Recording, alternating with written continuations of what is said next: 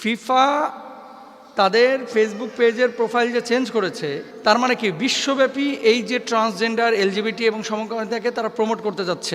নারীদের ফুটবল বিশ্বকাপে প্রায় 100 জনের মতো খেলোয়াড় তারা সমকামী ছিল। এটা আমার কথা না, আনন্দবাজার পত্রিকা এটা নিউজ করেছে 20 আগস্ট 2023 সালে।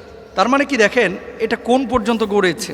দেখেন আপনি কোথায় আছেন, বাংলাদেশে, পাকিস্তানে, ভারতে, আমেরিকায় না কানাডায়, এটা কিন্তু বিষয় না। বিষয়টা হচ্ছে আপনি পৃথিবীর একটি ভূখণ্ডে আছেন, আপনি আপনার ঈমান, আপনার আমল, আপনার আখলাক আপনি ঠিক রেখেছেন কিনা। সমকামিতা নিয়ে গোটা বিশ্বব্যাপী আলোচনা, পর্যালোচনা, সমালোচনা অনেক কিছুই হচ্ছে। সম্প্রতি ফিফা তাদের প্রোফাইল পিকচারে সমকামীদের যে ফ্ল্যাগ, এই ফ্ল্যাগটাকে সম্পৃক্ত করেছে। এমন অবস্থায় মুসলিম প্লেয়ার এবং মুসলিম দর্শক হিসেবে আমাদের করণীয় কি? বিশেষ করে যারা এই ধরনের পাপের কাজের সাথে সম্পৃক্ত, তাদেরকে সমর্থন করা, ভালোবাসা, তাদের পক্ষ অবলম্বন করা, এটা একজন মুমিনের সাথে যায় কিনা, বা মুমিন যদি তাদের সাথে সমর্থন দেয় তাহলে সেই মুমিন আল্লাহর আদালতে দাঁড়াবে কিনা। ভেরি ভেরি ইম্পর্ট্যান্ট একটা বিষয়, এবং এটা আপনারা হয়তো ইতিমধ্যে অনেকেই জানেন। বিশ্বব্যাপী এই যে এলজিবিটি বা সমকামিতার এই বিষয়গুলোকে, তারপর ট্রান্সজেন্ডারের যে ইস্যুগুলো আছে, এগুলোকে বিশ্বব্যাপী প্রমোট করছে, বিশেষ করে পশ্চিমা বিশ্ব। দেখেন আপনি কোথায় আছেন, বাংলাদেশে, পাকিস্তানে, ভারতে, আমেরিকায় না কানাডায়, এটা কিন্তু বিষয় না। বিষয়টা হচ্ছে আপনি পৃথিবীর একটি ভূখণ্ডে আছেন, আপনি আপনার ঈমান, আপনার আমল, আপনার আখলাক আপনি ঠিক রেখেছেন কিনা। এলজিবিটি বা এই যে সমকামিতার যে ফ্ল্যাগ, অর্থাৎ রেইনবো ফ্ল্যাগ, এই রেইনবো ফ্ল্যাগের যে সমস্ত কালারগুলো, এই কালারগুলো যখন আপনি বাংলাদেশে বিভিন্ন কোম্পানি দেখবেন, আজকেও নাকি কী প্রোগ্রাম আছে ঢাকা সিটির ভিতরে, যাই হোক সেই প্রোগ্রাম সম্পর্কে আমি কোনো কথা বলতে চাচ্ছি না।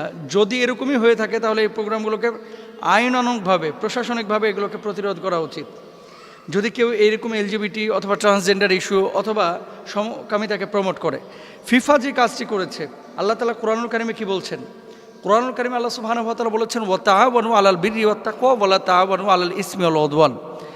সৎ কাজের ব্যাপারে আমরা একে অপরকে সহযোগিতা করব, অসৎ কাজের ব্যাপারে কেউ কাউকে সহযোগিতা করব না। দেখেন সারা পৃথিবীতে প্রায় 190টার ওপরে দেশে ফুটবলের সম্পৃক্ততা আছে। কোনো দেশ খেলে, কোনো দেশ খেলে না, খালি দেখে। আমাদের বাংলাদেশ যেমন বিশ্বকাপ খেলে না, কিন্তু বাংলাদেশের দর্শক ওই আর্জেন্টিনার দর্শকদের চাইতেও বেশি পাগল। ব্রাজিলের ভক্তরা ব্রাজিলিয়ান দর্শকদের চাইতেও বেশি ইমোশনাল বা আবেগী, এই জন্য আত্মহত্যা পর্যন্ত করে ফেলাই যখন হেরে যায়। আমি যে কথাটা বলতে চাচ্ছি, ফিফা তাদের ফেসবুক পেজের প্রোফাইল যে চেঞ্জ করেছে, তার মানে কি বিশ্বব্যাপী এই যে ট্রান্সজেন্ডার, এলজিবিটি এবং সমকামিতাকে তারা প্রমোট করতে যাচ্ছে এবং বিশ্বব্যাপী এটার বৈধতা চাচ্ছে। কিন্তু কোরআন কি বলতেছে?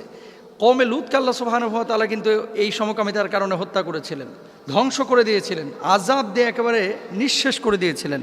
তো যেখানে আল্লাহ তাআলা পছন্দ করেন না, সেখানে ফিফা পছন্দ করলো কিনা বা কোনো ফুটবল কোম্পানি পছন্দ করলো কিনা, এটা আমার দেখার টাইম নাই। এটা মুসলমান দেখবে না।